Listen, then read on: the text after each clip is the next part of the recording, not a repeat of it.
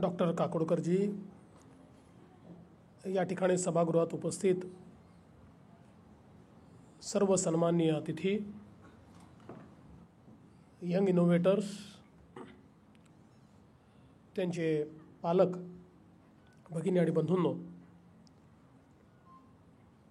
आज खरोखर मला अत्यंत आनंद होतो आहे. झी मीडियाने, झी 24 तास आणि DNA एक अतिशय महत्त्वाचा कार्यक्रम या ठिकाणी आयोजित केला. आणि मी तर असं म्हणेन की हे केवळ यंग इनोव्हेटर्स नाही, हे यंग इन्स्पिरेटर्स आहेत. या प्रत्येकाने आम्हाला इन्स्पायर केलं आहे.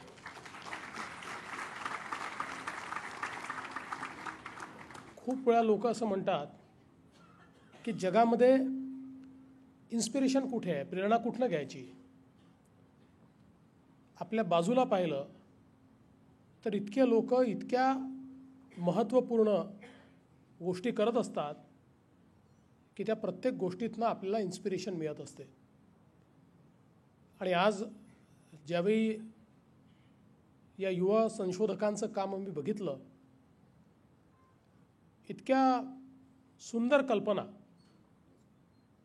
आणि असं म्हणतात की कुठलीच कल्पना ही कल्पना नसते, तिचा वेळ यायचा असतो. आणि ज्यावेळी तिचा वेळ येतो त्यावेळेस ती प्रत्यक्षात उतरते. Nothing is a idea. ती आयडिया तोपर्यंतच असते जोपर्यंत तिचा वेळ येत नाही.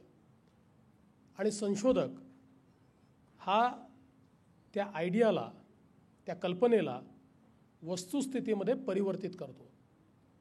आणि आज एकेका व्यक्तीने केलेलं कार्य ज्यावेळेस आपण पाहत होतो, किती समाज उपयोगी काम या ठिकाणी होतं आहे.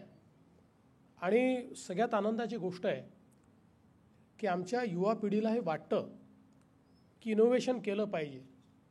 समाजातल्या चिंता आहेत, कुंठा आहेत, त्यांच्यावर विचार केला पाहिजे, त्याची सोल्युशन्स, त्याचे सोडवणूक केली पाहिजे, त्याचे सोल्युशन शोधले पाहिजे. मला असं वाटतं की ज्या देशातल्या तरुणाईला अशा प्रकारची इच्छा मनात तयार होते की समाजातल्या समस्यांवर संशोधन केलं पाहिजे, त्या देशाला अतिशय उत्तम भवितव्य आहे, हे आपण सगळ्यांनी मान्य केलं पाहिजे.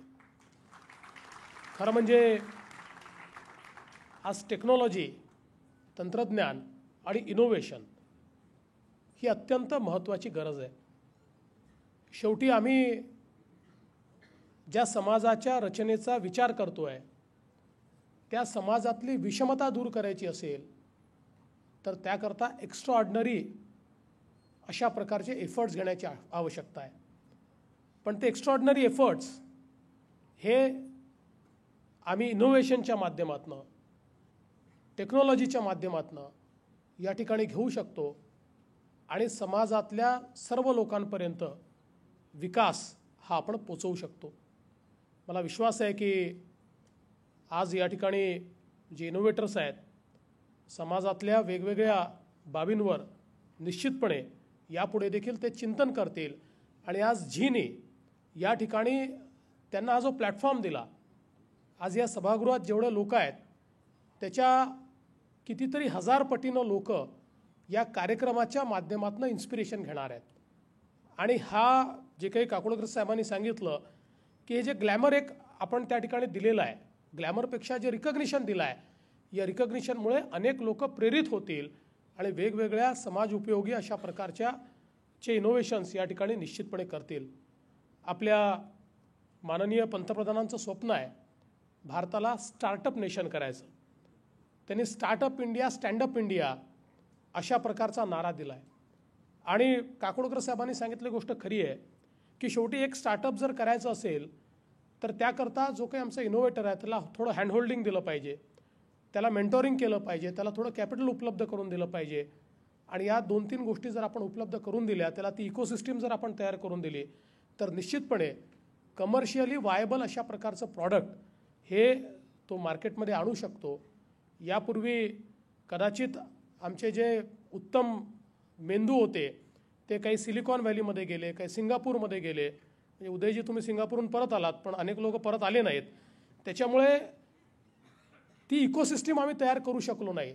पण मला विश्वास आहे की आज ज्यावेळी केंद्र सरकारने, माननीय पंतप्रधानांनी देखील या इनोव्हेशनचं महत्त्व समजून स्टार्टअप इंडिया हा कार्यक्रम हातात घेतला आहे, येत्या काळामध्ये हजारो संशोधक आम्हाला संशोधन करताना दिसतील आणि समाजातल्या शेवटच्या व्यक्तीला त्याचा निश्चितपणे फायदा होईल.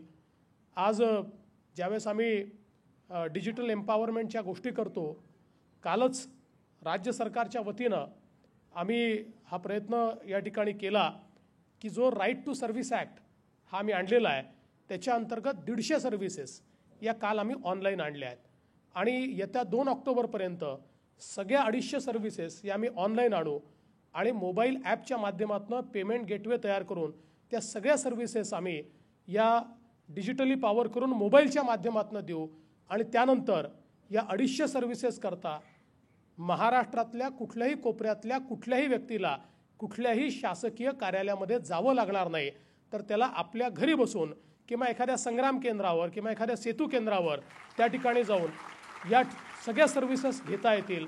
मला असं वाटतं की एक आपण ज्यावेळेस अशा प्रकारचं पाऊल उचलतो त्यातनं ट्रान्सपरन्सी येते, त्यातनं एफिशियन्सी येते आणि निश्चितपणे सामान्य माणसाला न्याय मिळत असतो. अशा प्रकारच्या अनेक गोष्टी या आपण सगळे मिळून करूया.